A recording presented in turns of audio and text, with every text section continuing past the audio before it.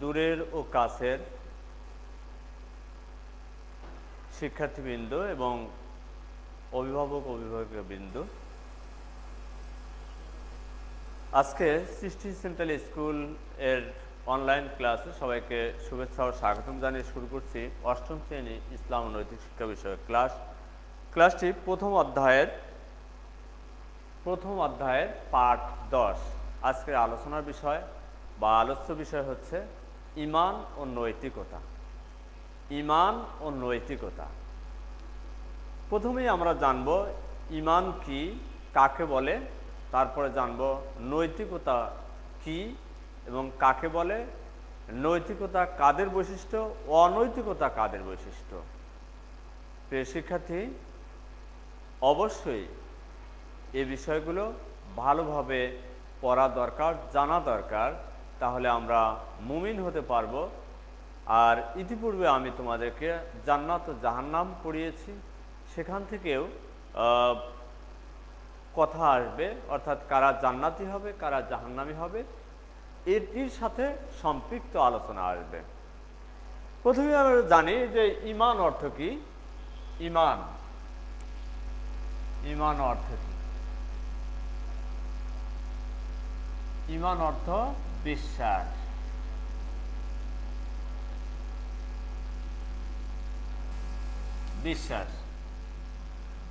ঈমান অর্থ বিশ্বাস। আর এই বিপরীত শব্দটাই হচ্ছে কুফর। কুফর মানে অবিশ্বাস। ঈমান অর্থ স্বীকার করা, মেনে নেওয়া। কুফর শব্দের অর্থ মেনে না নেওয়া, অস্বীকার করা, অবিশ্বাস করা। আজকে আমরা পড়ছি কুফরের বিপরীত শব্দ ঈমান। ঈমান অর্থ বিশ্বাস। ঈমান আরবি শব্দ, কুফর আরবি শব্দ। ঈমান অর্থ বিশ্বাস, এটি আরো অর্থ হবে মেনে নেওয়া,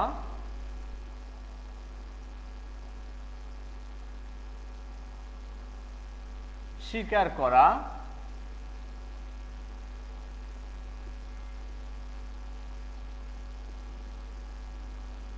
ইত্যাদি।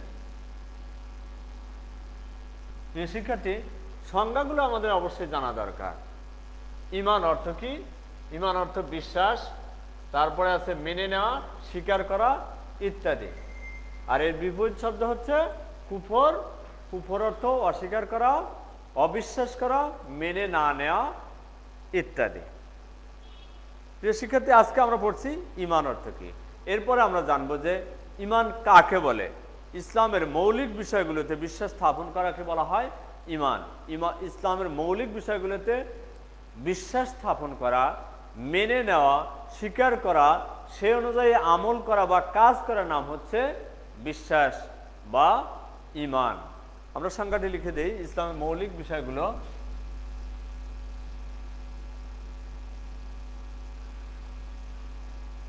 ইসলামের মৌলিক বিষয়গুলোর প্রতি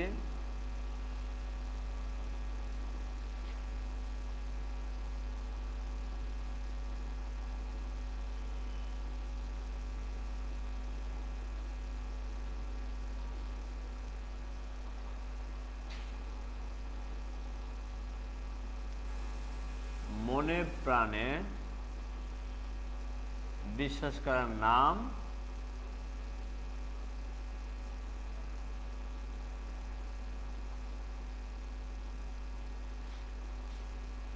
ঈমান। এর শিক্ষার্থী, তাহলে ঈমান অর্থ কি, ঈমান কাকে বলে আমরা জানলাম। এর সাথে সম্পৃক্ত রয়েছে নৈতিকতা, অর্থাৎ আজকের বিষয় যেমন এই ঈমান এবং ইসলাম সম্পৃক্ত, আবার ঈমান ও নৈতিকতা এটিও আরেকটির পরিপূরক। একটির সাথে আরেকটির সম্পর্ক খুবই গভীর বা ঘনিষ্ঠ। প্রিয় শিক্ষার্থী, এরপরে আমরা সংজ্ঞা জানব যে নীতি নৈতিকতা বলতে কি বুঝো। যেহেতু আমাদের আলোচনার বিষয় হচ্ছে ঈমান ও নৈতিকতা, আমরা প্রতিদিনই প্রায় ক্লাস নিয়ে থাকি ইসলাম ও নৈতিক শিক্ষা। এখানে আমরা লিখে থাকি ইসলাম ও নৈতিক শিক্ষা। তোমাদের ইসলাম শিক্ষা বইয়ে লেখা থাকে একেবারে সেই ক্লাস 3 থেকে শুরু করে ক্লাস 7 না 10ম শ্রেণী পর্যন্ত ইসলাম ও নৈতিক শিক্ষা পড়ে থাকো। ইসলাম ও নৈতিক শিক্ষা, অর্থাৎ ইসলামের সাথেই নৈতিকতার শিক্ষা রয়েছে। এরপর আসি নৈতিকতা কি। প্রিয় শিক্ষার্থী, নৈতিকতা কি? মুমিনের যে বৈশিষ্ট্য সেটি আমরা পরে আসি। নৈতিকতা কি?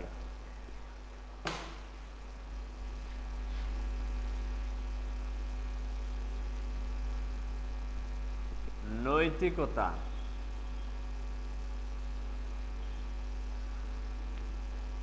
কি?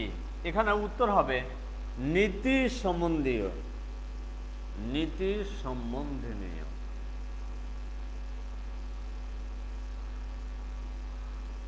নৈতিকতা কি? নীতি সম্বন্ধনীয়। প্রিয় শিক্ষার্থী, নীতি সম্বন্ধনীয়, নীতিমূলক কাজে কর্মে। নীতিমূলক কাজে কর্মে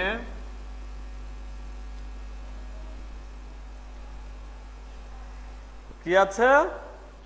কথাবার্তা, নীতি ও আদর্শের অনুসরণ হলো নৈতিকতা।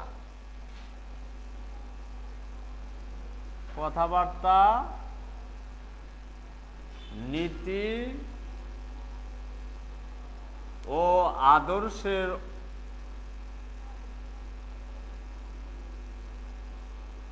অনুকরণই হলো কি?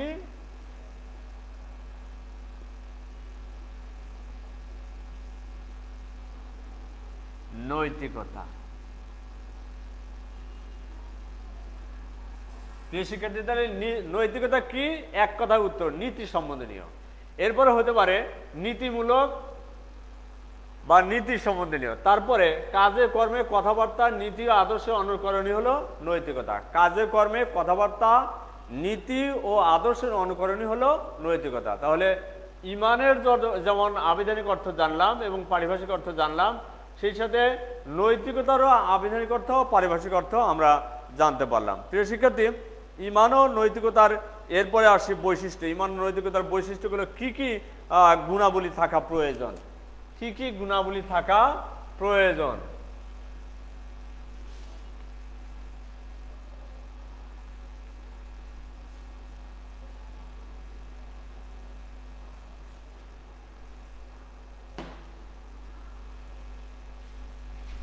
নৈতিকতার বৈশিষ্ট্যগুলো কি কি? বা একজন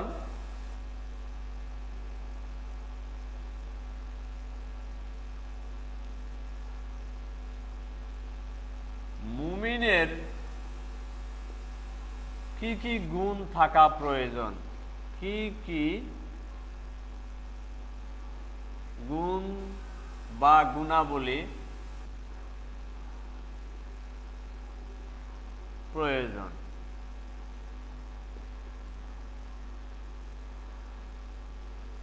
এখন দেখো, একজন মুমিনের কি কি গুণাবলী থাকা প্রয়োজন। মুমিন অর্থাৎ প্রকৃত নীতি নৈতিকতা যদি না থাকে, সে কখনো প্রকৃত মুমিন হতে পারে না। সুতরাং নীতি নৈতিকতা যদি থাকে তবেই সে একজন প্রকৃত মুমিন বান্দা, আর সেই জান্নাতে যাবে, জাহান্নাম থেকে মুক্তি পেয়ে যাবে। প্রিয় শিক্ষার্থী, আমরা আসি যে ইমান ও নৈতিকতার সম্পর্ক অত্যন্ত ঘনিষ্ঠ, কথাটি আগেই বলেছি। নৈতিকতার অনুসরণ করা মুমিন ব্যক্তির অপরিচিত দায়িত্ব। নীতি নৈতিকতা না মানলে কোনো ব্যক্তি পূর্ণাঙ্গ মুমিন হতে পারে না। সততা, ন্যায়পরায়ণতা, দয়া, ক্ষমা।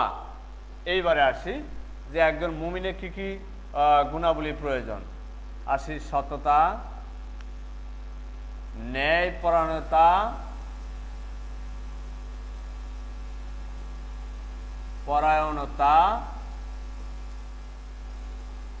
দয়া, ক্ষমা। এই যে বিষয়গুলো একজন মুমিনের গুণাবলী প্রয়োজন, তার মধ্যে কি? সততা, অর্থাৎ সৎ হইতে হবে, সত্য কথা বলতে হবে, মিথ্যা পরিহার করতে হবে, তাহলেই সে ব্যক্তি সৎ। সততা, ন্যায়পরায়ণতা। কোনো বিচার যদি করে, ছোট হোক বড় হোক, সে বিচার কার্যে অবশ্যই ন্যায়পরায়ণ হতে হবে। যে প্রকৃত দোষী বা অপরাধী, তাকে দোষী সাব্যস্ত করতে হবে, তাকে শাস্তি দিতে হবে। আর যে ব্যক্তি দোষী নয়, তাকে মুক্তি দিতে হবে। এটি হলো ন্যায়পরায়ণতা একটি গুণাবলী। এরপর আছে দয়া। দয়া, মায়া, এই যে গুণাবলীগুলা একজন মুমিনের বৈশিষ্ট্য, আর যার মধ্যে দয়া মায়া নাই তা সে মুমিন হতে পারে না। প্রিয় শিক্ষার্থী, তাহলে অবশ্যই আমাদের এই দয়া ও মায়া থাকতে হবে। এরপর থাকতে হবে ক্ষমার গুণাবলী।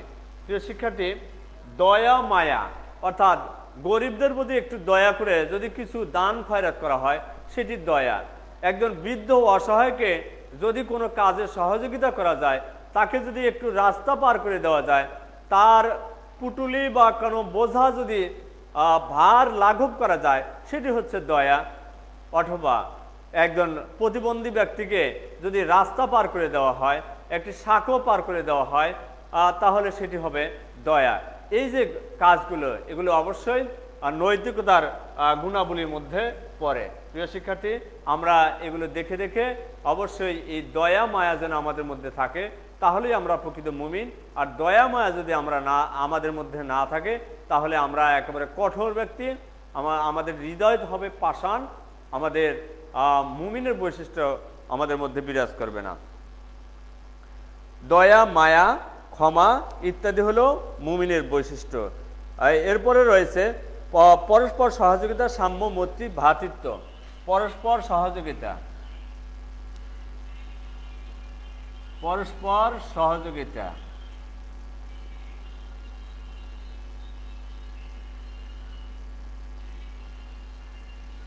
সাম্য, মৈত্রী।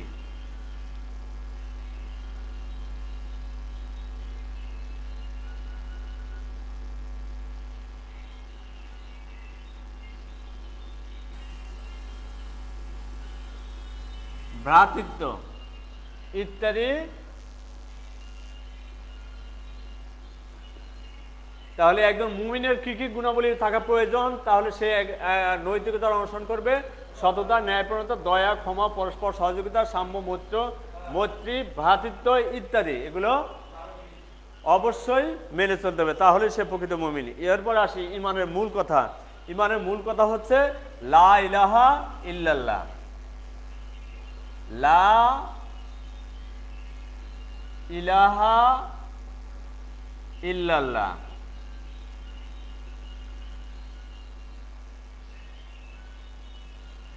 লা ইলাহা ইল্লাল্লাহ অর্থাৎ আমরা এটি স্বীকার করব যে আল্লাহ ব্যতীত কোনো মাবুদ নেই,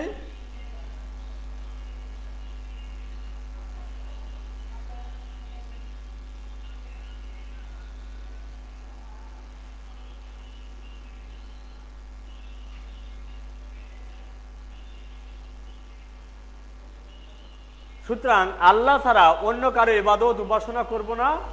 সর্ব অবস্থায় আল্লাহর নৈকট্য হাসিলের জন্য চেষ্টা করব। আল্লাহ ব্যতীত অন্য কারো নিকট মাথা ঝুঁকাবো না, কারো প্রতি সাহায্য সহযোগিতা চাইবো না। সর্বদা আমরা আল্লাহ রাব্বুল আলামিনের সাহায্য সহযোগিতা কামনা করব। তিনি যেন আমাদেরকে সাহায্য সহযোগিতা করেন, আমরা যেন পরিপূর্ণ মুমিন হতে পারি, আমরা যেন মুমিনের বৈশিষ্ট্য ধারণ করতে পারি। এটি সর্বশেষ কথা। সবাই ভালো থাকো, সুস্থ থাকো। আসসালামু আলাইকুম ওয়া রাহমাতুল্লাহ।